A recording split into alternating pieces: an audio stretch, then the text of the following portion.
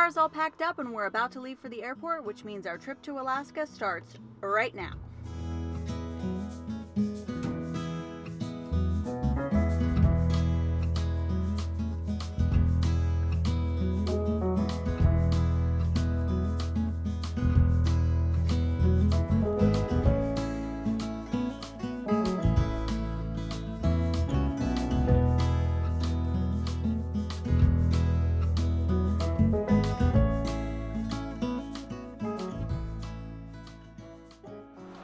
So we are going to be spending about 12 days in Alaska. Woohoo!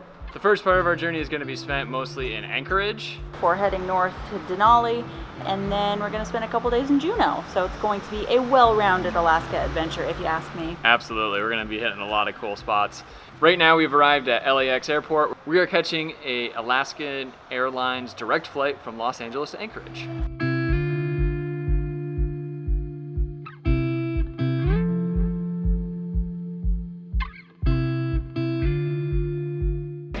As always, we're flying standby, and we've just received our boarding passes, so we're going to Anchorage. Hello, how are you today? Good, how are you? Good, thanks. Thanks, Kelly. Thank you.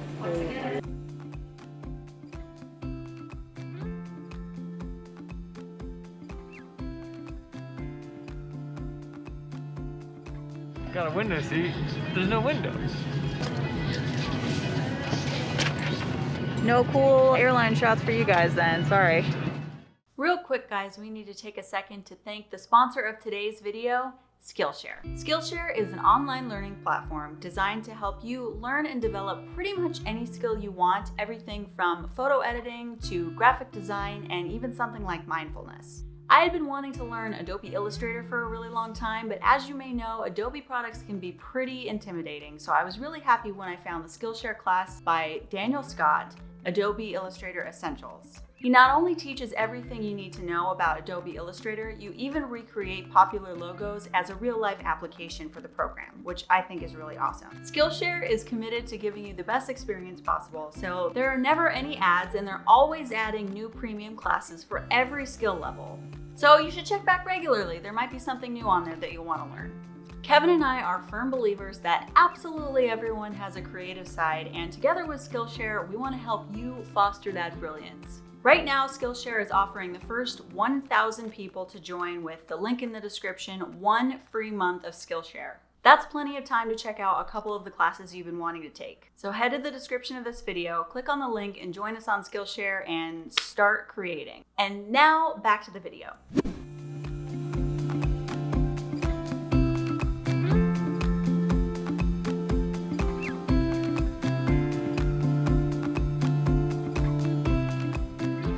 We made it to Alaska.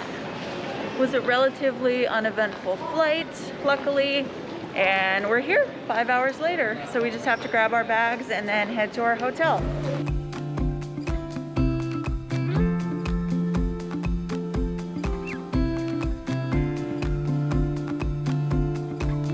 We made it to our hotel, which is right next to a giant shopping mall, but it's a pretty good location otherwise. And we're pretty tired, so we're gonna head up to our room and crash, I think.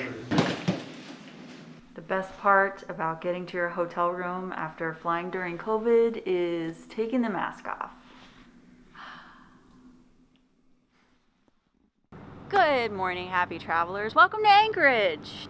We spent the morning at our hotel because we had a few hours to kill before we go back to the airport to pick up our rental car. Just as a quick note, if you're coming to Alaska in summer, rental cars and hotels are very, very expensive. So I highly recommend booking as far in advance as you can, or you might be out literally hundreds and hundreds of dollars. As soon as we get the car, we're gonna start exploring Anchorage.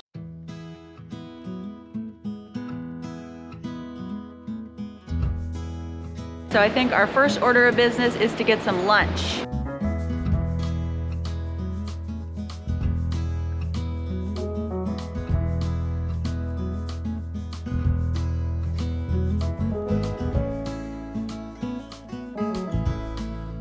just came from the Spenard Roadhouse for lunch. Definitely recommend if you're in the Anchorage area. We didn't film much of it for today's video though because Anchorage has a surprisingly good food scene, so we decided to make it its own video, which we'll be posting next. So watch out for that. Make sure you hit that little bell notification so you don't miss it because we're going to be eating some really great stuff and you'll want to see where we recommend. The weather's taken a little bit of a turn for the worst. It has started raining in Anchorage. But we're going to go to an outdoor museum now, so we better bust out those rain jackets. Except he didn't bring his. Whoops. Whoops. Rookie mistake.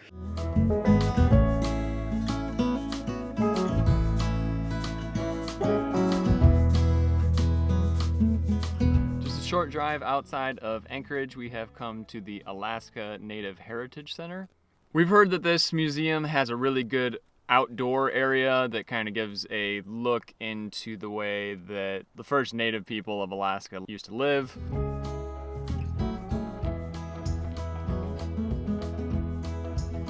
Alaska actually has quite a few different native people who are separate culturally. I think it's like almost a dozen, so they kind of do a good overview of all of them here. We'll get to learn about the Alaskan native culture, which is really important.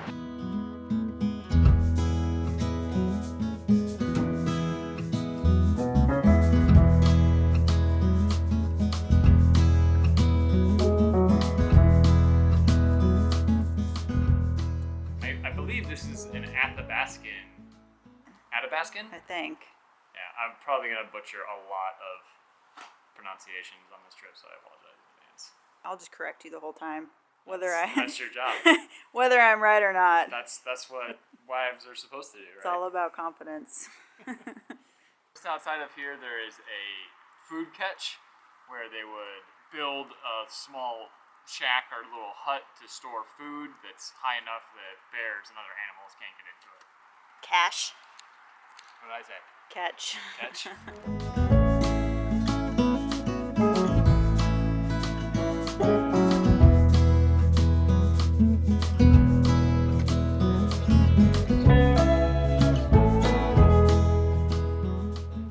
And here we have the traditional native Purell dispenser that the natives had in their houses in order to keep, just kidding, I can't finish it.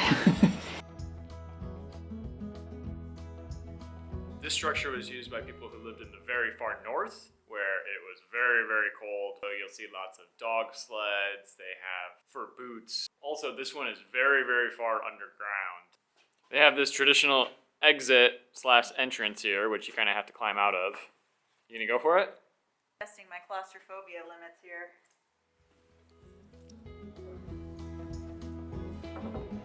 Definitely should have taken the backpack off. Oh.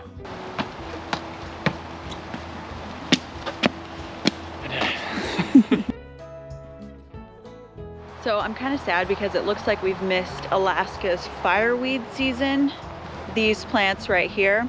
And when they're blooming, they're really beautiful. They kind of look like the purple Alaskan lupine, but these are like a vibrant red-pink color.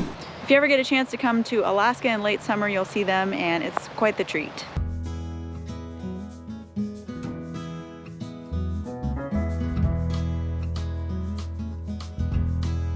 The signs and the plaques and things that are outside all the dwellings and give you information about what you're looking at are all written in first person. So I would guess that the actual information is given to you by a member of that cultural group, which I think is really cool.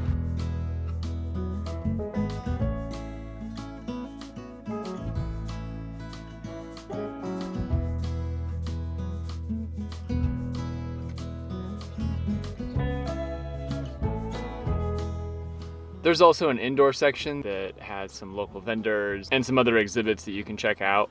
I think though that the highlight was probably the outdoor section. Yeah, that was much better. I think the indoor section left a little bit to be desired. Although it did say construction coming soon. Hopefully they're doing an overhaul of that section. The admission price here is $29 a person, which in my opinion is a little steep, but we really enjoyed it. As an alternative, there's also the Anchorage Museum, which gives more of the general history of Alaska. Hopefully we did not offend anybody with our pronunciations or anything like that. Highly recommend if you want to learn more about the native cultures of Alaska.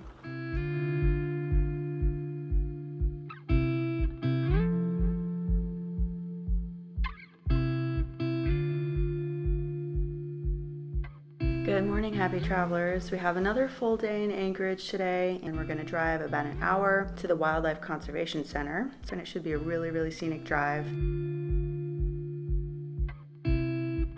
Today's main objective is to go to the Alaska Wildlife Conservation Center, which is gonna be awesome because, as you know, I love wildlife. But to get there, we have to drive about an hour outside of Anchorage along what's called the Turnagain Arm on the Seward Highway. This is a fantastic drive. It's super scenic. One cool thing about Anchorage is that it's actually got a state park within the city limits. Chugach State Park is what you'll drive through along the Turnagain Arm. We've made a little stop at this crazy train snowplow thing, which is really awesome. There's lots of hiking trails, and it's a really beautiful drive, so we're excited to show you the rest of that.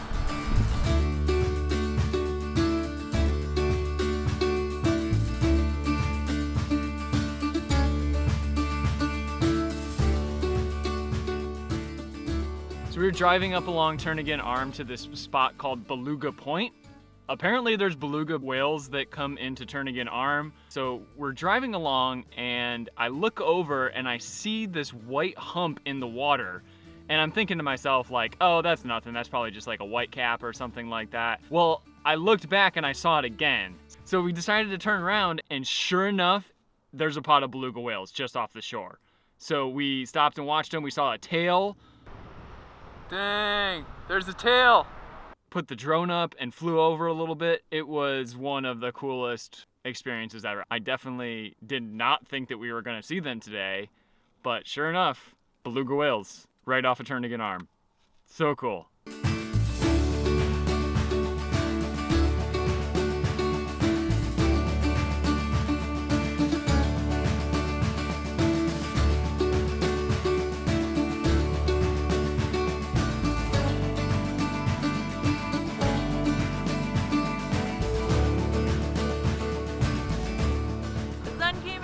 Saw a big pod of beluga whales, and I'm so happy I'm literally about to cry, which is so dumb, but these types of moments I get emotional about. I never thought in a million years that I would ever see beluga whales in the wild.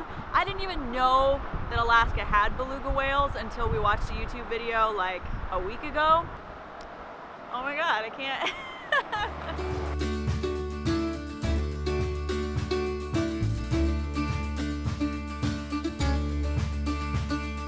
We've made it to the Wildlife Conservation Center. There is quite the line. It's reminding me of LA traffic right now. But we've already seen some bison, which is pretty cool.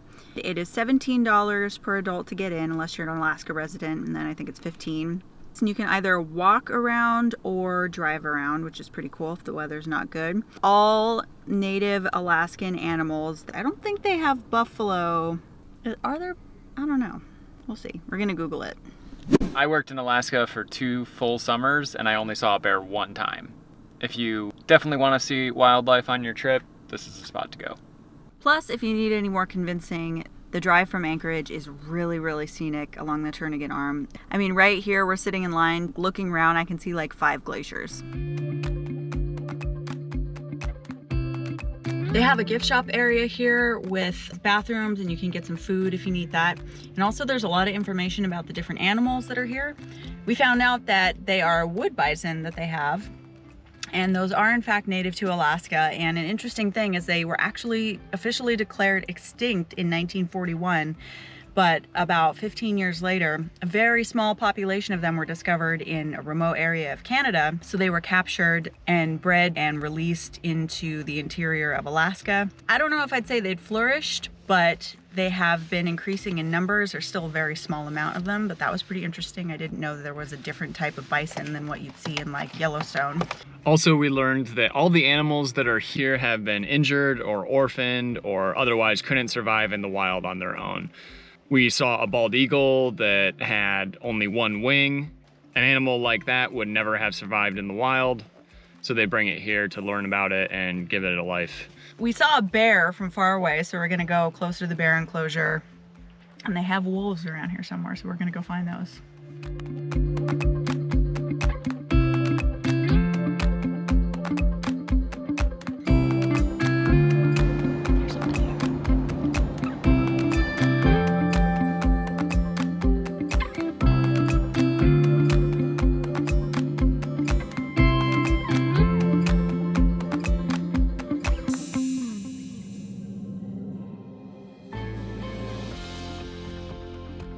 Okay, now for the wolves.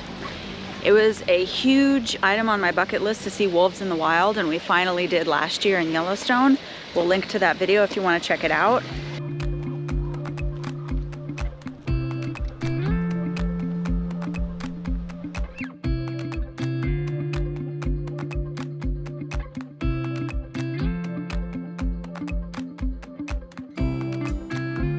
They're so cute.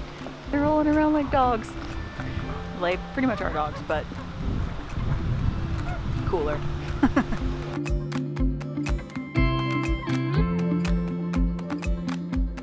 That was really cool. Definitely worth 17 bucks a person. I'm a little afraid it's gonna take away from if and when we see any of those animals in the wild, but honestly, I will probably freak out either way. But that was our main objective for today. I think we're just gonna explore a little bit. There are some cool glaciers in this area. It's only 3 o'clock, so we still have some time to explore before we get hungry for dinner and wanna head back to Anchorage, I think. As we're driving along here, you can see all these glaciers. And like you can see the blue ice.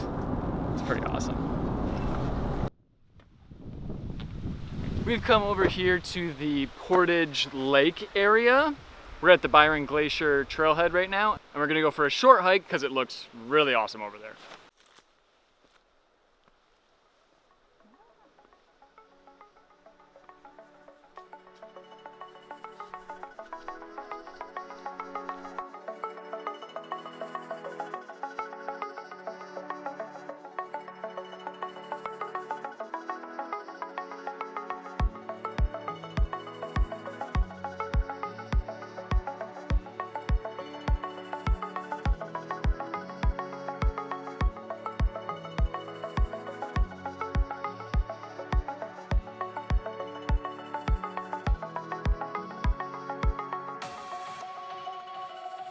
We hiked along for a little bit, but the path got really muddy and overgrown, and we're just not prepared for that type of hike today. So we're gonna drive along the old Seward Highway towards Seward a little bit, and then it's getting kind of late, so I think we're gonna head back to Anchorage pretty soon. But we wanna get in a little bit more scenery before we do that. But before we start that drive, we had to get a coffee. And we also got a cup of clam chowder. Super random, I know. Kelly said she was craving this the other day, and I saw it, so coffee and clam chowder it is. We should probably eat this before we start driving. Yeah, I don't think that's a good car food. Challenge accepted.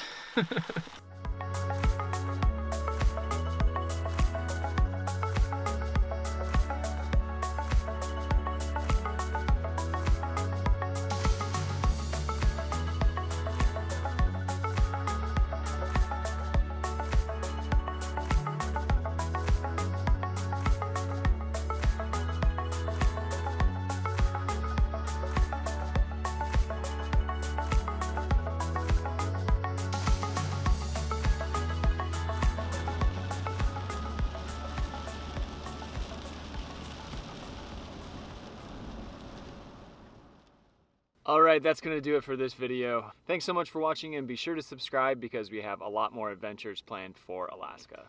This is Kelly and Kevin from the Awkward Tourists. Peace out.